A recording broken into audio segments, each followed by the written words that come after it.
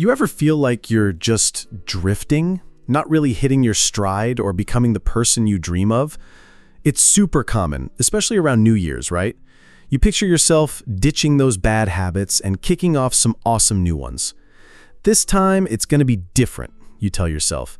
But then, poof, before you know it, you're back to square one, no closer to that vision. So how do you actually make that change? How do you finally break free from bad habits and make those good habits you crave just automatic? Well, James Clear's Atomic Habits is here to spill the tea on exactly that. In this video, we're doing a deep dive visual summary of Atomic Habits, covering crucial stuff like habit loops, dopamine spikes, priming your environment, and tons more. Seriously, stick around till the end because I'll show you exactly how I've been using these powerful strategies in my own life to build better habits, and how you can too. My goal here is to get you hyped to grab a copy of this book yourself because it's a game changer and honestly, everyone should read it. All right, let's get into it. Concept 1. Tiny changes, big impact.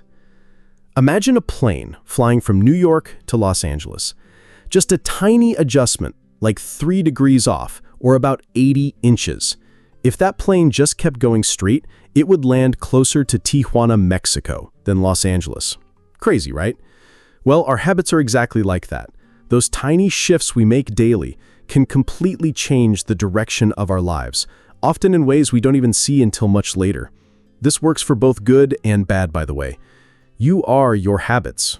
That's the power of Atomic Habits.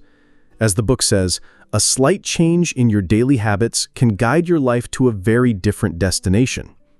We often think we need massive, dramatic changes to see big success, like we expect some huge, flashy leap that everyone will notice. But here's the kicker. It's the small, almost unnoticeable improvements that actually create incredible, lasting change. Let's crunch the numbers. If you get 1% better every single day for a year, you'll end up nearly 38 times better. On the flip side, getting 1% worse daily for a year will bring you close to 0. Your habits aren't just one-off actions, they compound. They can work against you, piling up as stress or negative self-talk, or they can work for you, building knowledge, productivity, skills, and stronger relationships. Concept 2. The truth about progress. Success is the product of daily habits, not once-in-a-lifetime transformations. That's a huge takeaway. When we start something new, we usually expect progress to be a straight line, right? But here's what actually happens. Look at this graph. In the beginning, those small changes you're making, you might not even notice them. James Clear calls this the valley of disappointment. You're putting in so much effort, feeling like you're doing everything right, but seeing almost 0 results. This is where most people throw in the towel and go back to their old ways. Remember, the biggest results from compounding are delayed, so patience is key. Concept 3. Goals versus systems. Now let's talk about goals versus systems. This is huge. Forget about goals, focus on systems instead. A goal is simple. It's the result you want to hit. But a system, that's all about the processes that actually get you those results. Most of us are taught to set SMART goals for everything. Getting fit, building a business, spending time with family. But what if you just tossed your goals out the window and only focused on your system? James Clear argues you'd still succeed. Here's why just focusing on goals can be a problem. Successful and unsuccessful people often have the same goals, so the goal itself isn't what separates the winners from the rest. Plus, hitting a goal only changes your life for a hot minute. Goals can create this all-or-nothing mindset. You either smash it and win, or you fail. This can feel bad even if you're making progress. And seriously, what happens after you hit a goal? Ran that marathon? Awesome. But then what? Often your motivation dips and you slide right back into old habits. That's why goals are good for setting a direction, but systems are best for making progress. The real issue with changing habits isn't you. It's not that you don't want to change, it's that you're using the wrong system for change. So what exactly are atomic habits? They're those tiny routines and behaviors that over time build up to create massive positive results. Everyone loves a big, flashy breakthrough, but honestly, it's the small, daily choices and actions that truly matter. Think of it this way.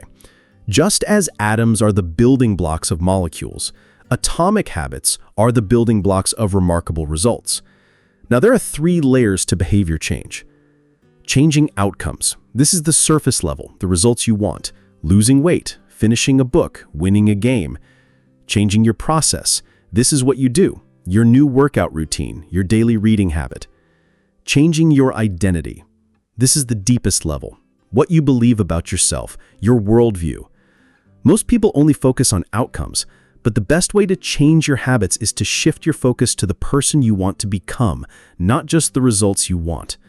For example, the goal isn't just to learn an instrument, it's to become a musician. It's not just to run a marathon, it's to become a runner. When something becomes a part of your identity, your behavior naturally follows. When you tell yourself, "I'm a runner," you'll want to live up to that. Every time you work out, you're an athlete.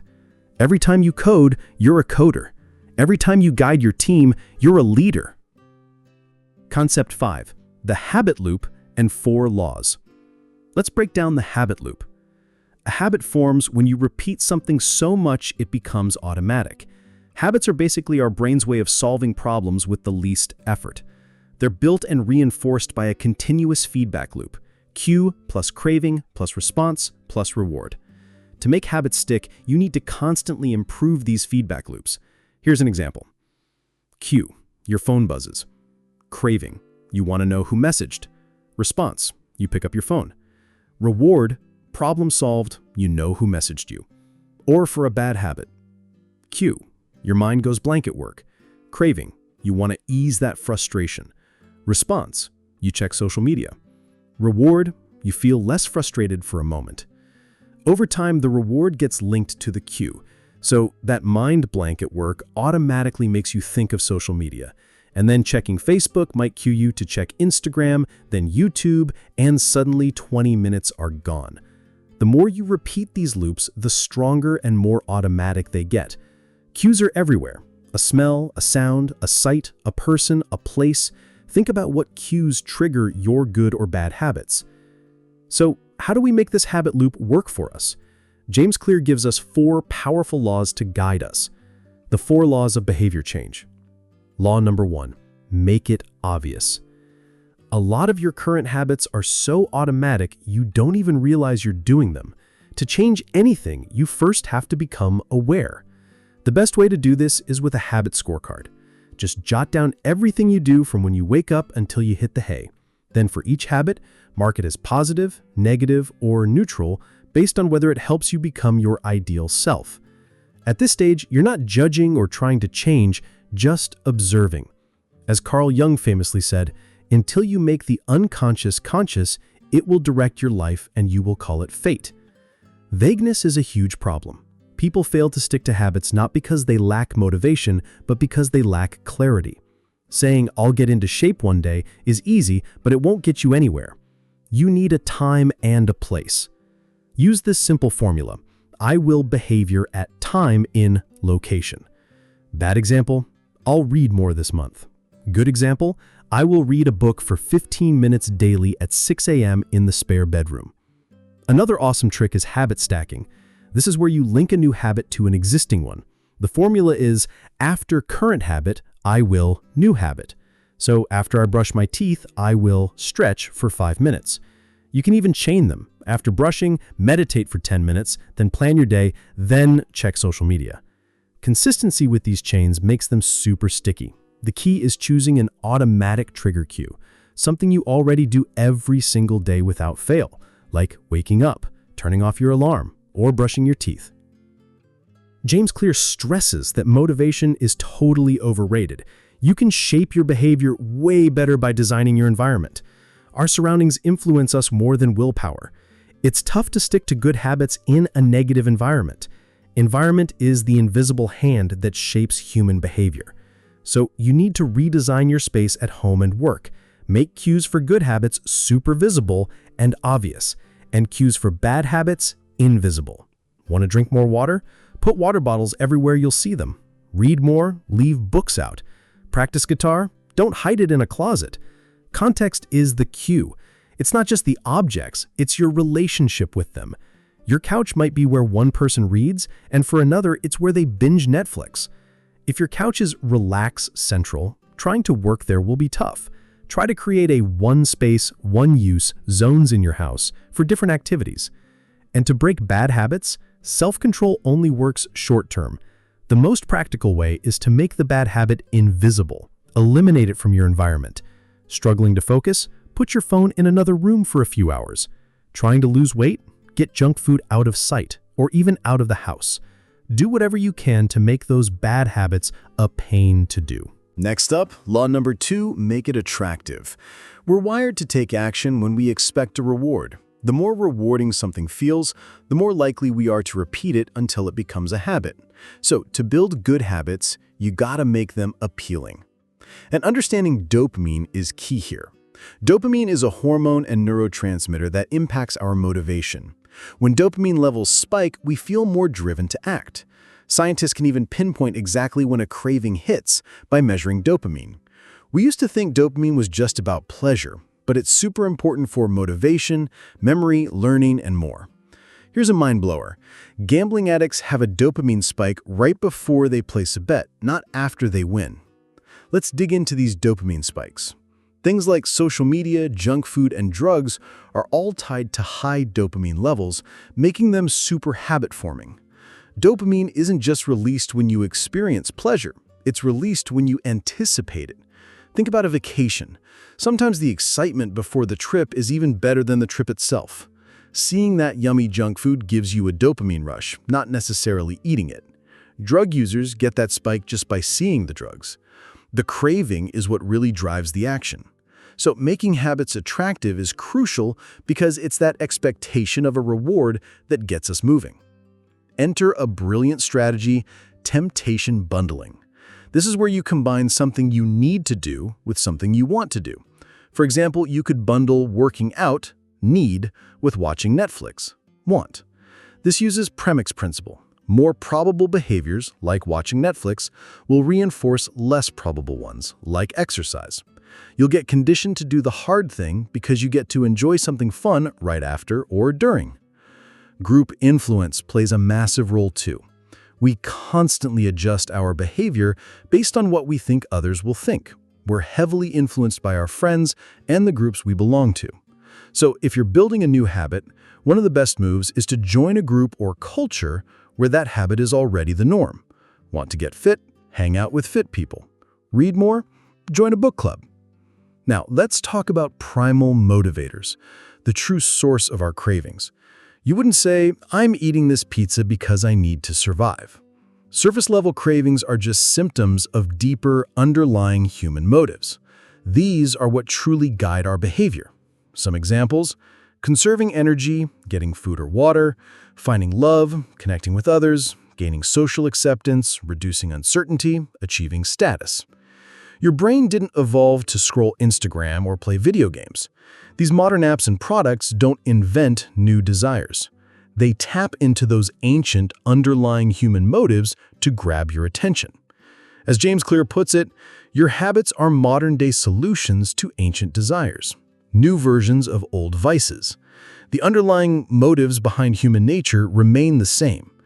People looking to connect might jump on Facebook, those seeking love might use Tinder, need to reduce uncertainty, there's Google, seeking social acceptance, Instagram's your jam.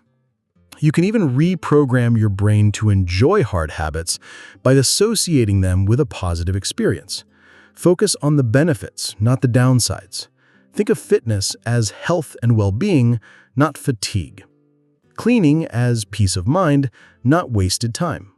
Saving money as future financial freedom, not sacrifice. These mindset shifts aren't magic, but they really can change how you feel about tough habits. To break a bad habit, make it unattractive. Highlight all the downsides and reasons not to do it. All right, law number 3, make it easy. People always ask, how long does it take to form a habit? The truth is, it's not about time, it's about repetition. As you repeat an action, your brain actually changes to become more efficient. You're literally building neural pathways. So focus on the number of repetitions, not the clock.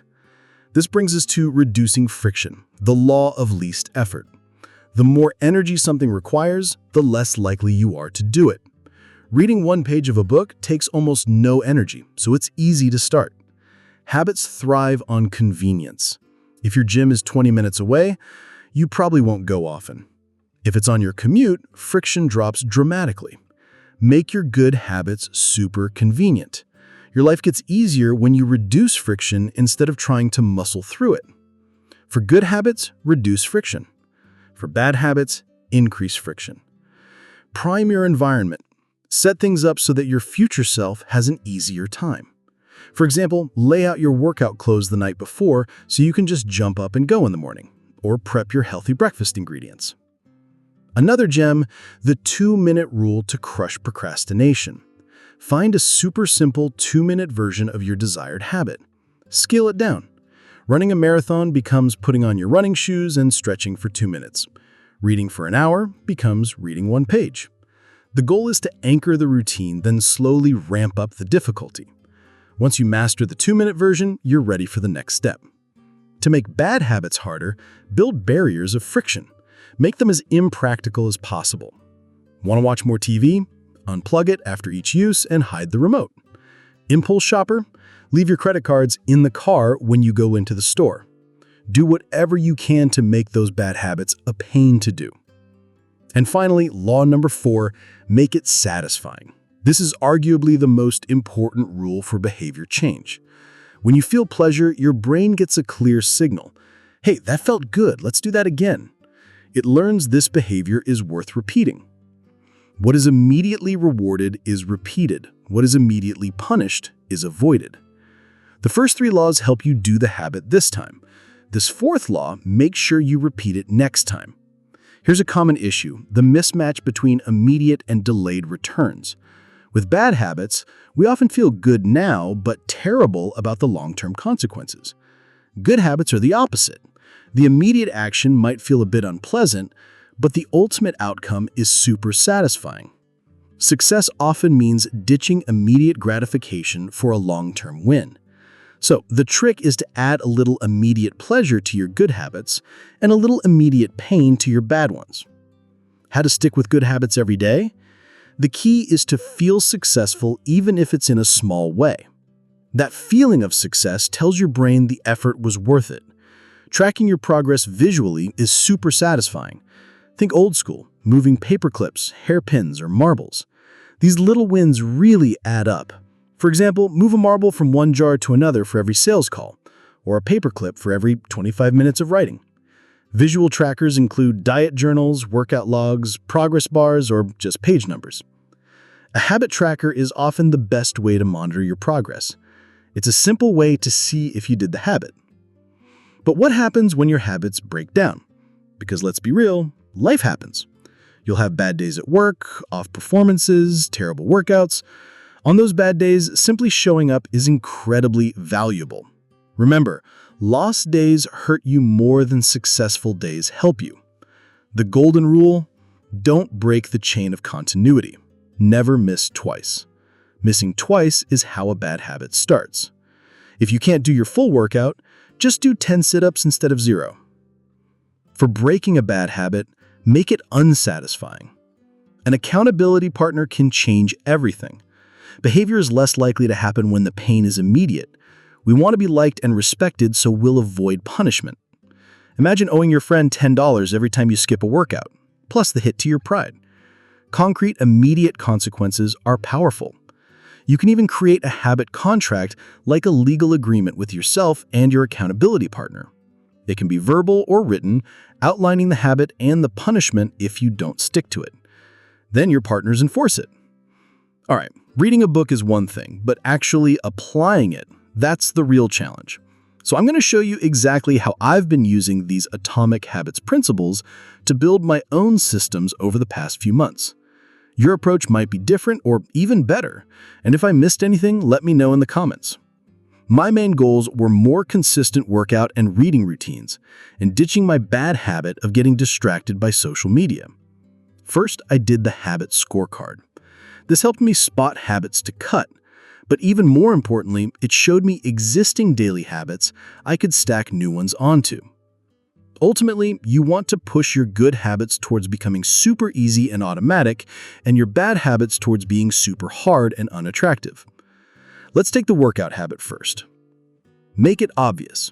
I use James Clear's implementation intention here.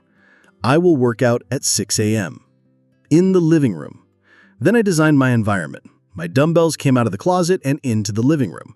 I even put up pictures of fit physiques around the house as visual cues. Make it attractive. To boost my dopamine and motivation, I bundled my workout with listening to my favorite podcasts. I also used the reprogramming technique, constantly telling myself, I don't have to work out. I get to build strength and a healthier body.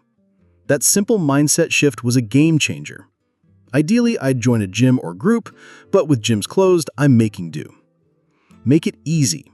I use the 2-minute rule to avoid overdoing it too soon. My rule was just to put on my workout clothes and stretch. If that's all I did, fine, I showed up. You'll find that once you start, motivation kicks in after the action, not before. My focus is on small 1% changes compounding and letting the systems get me results, not vague goals. Just show up, anchor the habit, then slowly increase. To decrease friction, I made a rule: no phone until the workout is done. Distractions are just excuses. And seriously, priming the environment is huge. Laying out my shoes, yoga mat, and dumbbells the night before skyrockets my chances of showing up. It feels like the ritual's already begun, and I have zero excuses. Make it satisfying. To keep repeating, I use a habit tracker. Crossing off the day on the calendar is its own reward. I don't want to break the chain. I also send my partner a picture of my burned calories, which is super satisfying. For identity, I constantly remind myself, I want to become the kind of person who enjoys fitness and doesn't miss workouts. I don't obsess over outcome goals like lose 10 kilograms by X date, and I remind myself to be patient. I'm still in the valley of disappointment phase. That's my system for morning workouts. I did something similar for reading. Reading habit, I used habit stacking. After I make my coffee, I will read for 90 minutes. Making coffee was my trigger. My one space, one use rule for reading is my apartment balcony. Coffee is a favorite part of my day, so bundling it was perfect. That dopamine spike from anticipating coffee now gets linked to reading. My 2-minute rule was reading just one page of the Daily Stoic. Super simple, just getting that anchor. Then I slowly built up to 90 minutes. Now for the bad habit, cutting social media. Make it invisible. I made my phone as boring as possible by deleting a ton of apps. Make it unattractive. I used the reprogramming tool, telling myself things like, consuming is the easy, lazy option for the masses. Producing is hard but rewarding. Do I want to be a consumer or a producer? Random scrolling is for losers.